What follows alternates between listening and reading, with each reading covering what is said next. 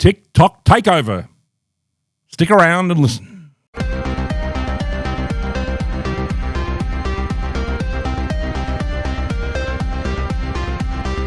All right, ladies and gentlemen, we're going to talk about Mr. Larry Ellison, who I think many of you might have heard of. I'm going to explore Mr. Ellison's life. I don't know if many of you know, Larry Ellison's over 200 years old. He came out of the ghetto of Poland probably about 200 years ago. He started off selling herring at the market. I think it was Poland, or maybe it was Austria. I'm not sure. And he survived through many, many hardships working with the Rothschilds, and survived the Holocaust, of course. And then he came to America in around 1945 as a small boy, and grew up in America and became a billionaire. And recently he replaced Elon Musk as richest man in the world, ladies and gentlemen. Larry Ellison's the richest man in the world, and he works very, very close with our dear friend, President Trump. So we must think he must be one of the good guys, right? Well, don't be so sure. There was a meeting recently. I'm not sure who it was. It was held at the kind of, the volcano, George Soros's volcano. It's very similar to the one that Blofeld had in the Bond movies, and it's like this thing comes out, and then the helicopters come in from all the various globalists and the Zionists from around the world, and they sit around a big kind of table like in Dr. Strangelove, right? They sit around and they talk. And I think, look, I have to check my notes here, ladies and gentlemen. Let's have a look. I think it was little Jaime Goldstein.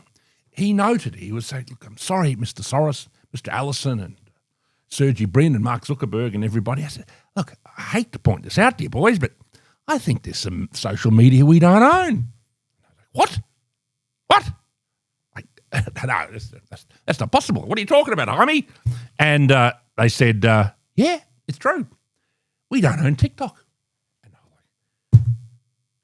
I'm like, Jaime's right. We don't.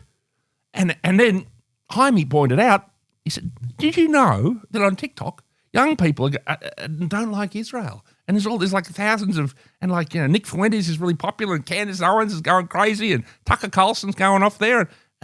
And what? Okay, so it was emergency time, ladies and gentlemen. There was a part of media that they did not own. Apparently, China owned TikTok, and of course, Donald Trump, quick on the phone. We're gonna have to do something about TikTok.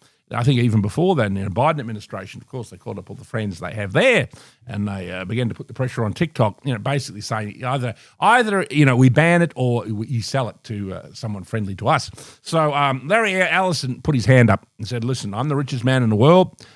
Forget Elon Musk.